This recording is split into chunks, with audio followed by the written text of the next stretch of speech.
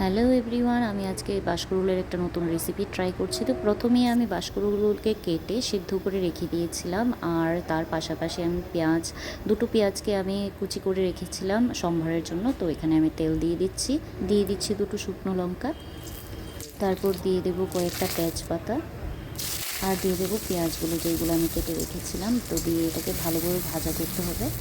পেঁয়াজ ভাজা হয়ে আসলে আমি এখানে মশলাটা দিয়ে দেবো। আর মশলার মধ্যে আমি ব্যবহার করেছিলাম আদা রসুন বাটা, তার সাথে জিরে, ধনে, হলুদের গুঁড়ো, লঙ্কার গুঁড়ো, সব কিছু মিক্স করে নিয়েছিলাম।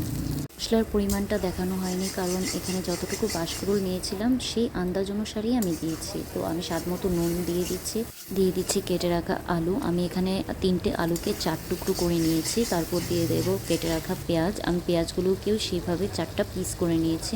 এটা অপশনাল, তোমরা চাইলে দিতে পারো, চাইলে নাও দিতে পারো। পেঁয়াজগুলোকেও আমি অল্প কিছুক্ষণের জন্য ভালোভাবে ভেজে নেব। ভেজে নেওয়ার পর এখানে পরিমাণ মতো জল দিয়ে দিচ্ছি ঝোলের জন্য। এটা সম্পূর্ণ তোমাদের উপর নির্ভর করে। অনেকেই একটু ঝোল কম পছন্দ করে, কেউ বেশি পছন্দ করে, কিন্তু এই রেসিপিতে তোমরা যদি অল্প একটু ঝোল রাখো তাহলে এটা মানে খেতে অনেকটাই সুস্বাদু হয়। তো এখানে যখন আলুটা অনেকটা সেদ্ধ হয়ে আসবে তখন আমি বাঁশকুড়ুলটা ঢেলে দেবো। সেদ্ধ হওয়ার আগে বাঁশকুড়ুলটা দিইনি, কারণ এটা অলরেডি সেদ্ধ করা ছিল। এখন যদি আবার দিয়ে দিই তাহলে একটা পিচ্ছিল একটা ভাব ধরে যেত, তার জন্য বাঁশকুড়ুলটাকে আলুটা সেদ্ধ হওয়ার পরই আমি দিয়েছি। এখন আমি আবার 10 মিনিটের জন্য এটাকে ভালোভাবে সেদ্ধ করব, ভালোভাবে একটু মিক্স আপ করবো যেন সবটা মশলা বাঁশকুড়ুলের ভেতরে ঢুকে যায়।